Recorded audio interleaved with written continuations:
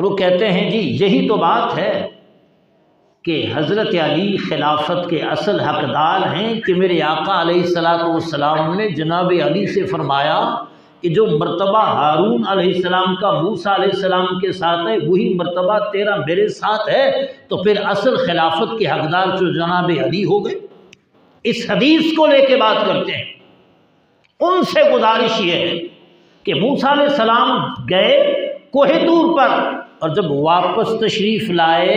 تو حضرت ہارون کی خلافت نائب ہونا ختم ہو گیا۔ تو حضور علیہ السلام نے موسیٰ علیہ السلام ہارون علیہ السلام کی بات سے مثال دی، تو جیسے ہارون علیہ السلام کی خلافت اور اس کی نیابت صرف واپسی تک تھی، اس طرح جناب علی کی خلافت بھی تبوک سے واپسی تک تھی۔ ایک بات، اور دوسری بات یہ ہے کہ اگر آقائے دو عالم کے بعد جناب علی کا ہی خلیفہ ہونا اٹل ہے تو حضرت ہارون علیہ السلام تو موسیٰ علیہ السلام سے 40 سال پہلے فوت ہو گئے تھے، جس کی حضور مثال دے رہے ہیں۔ حضرت علی کو ہارون علیہ السلام سے مثال دیتے ہیں کہ جی بعد میں وہ خلیفہ، تو جب حضرت ہارون جس سے مثال دی جاتی ہے وہ تو حضرت موسیٰ علیہ السلام سے 40 سال پہلے فوت ہو گئے، لہٰذا جب وہ بعد میں خلیفہ نہ بنے، لہٰذا جس پر قیاس کیا جائے خود ہارون علیہ السلام بعد میں خلیفہ نہ بنے تو پھر حضرت علی کا بعد میں خلافت کا حقدار ٹھہرانا کیسے ممکن ہے؟ پھر ایک ہے زندگی میں نائب بننا، ایک ہے وصال کے بعد نائب بننا، دونوں میں فرق ہے۔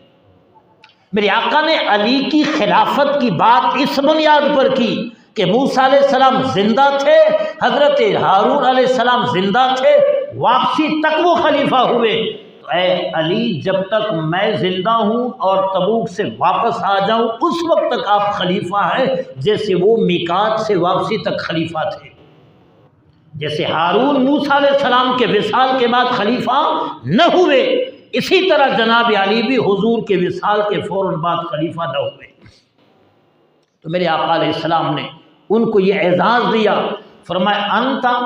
منی بمنزلت ہارون من موسیٰ الا انہ لا نبی بعدی، تیرا مقام میرے ساتھ ایسا ہی ہے جیسے حضرت ہارون علیہ السلام کا مقام موسیٰ علیہ السلام کے ساتھ ہے۔ ہاں یہ بات ہے کہ حضرت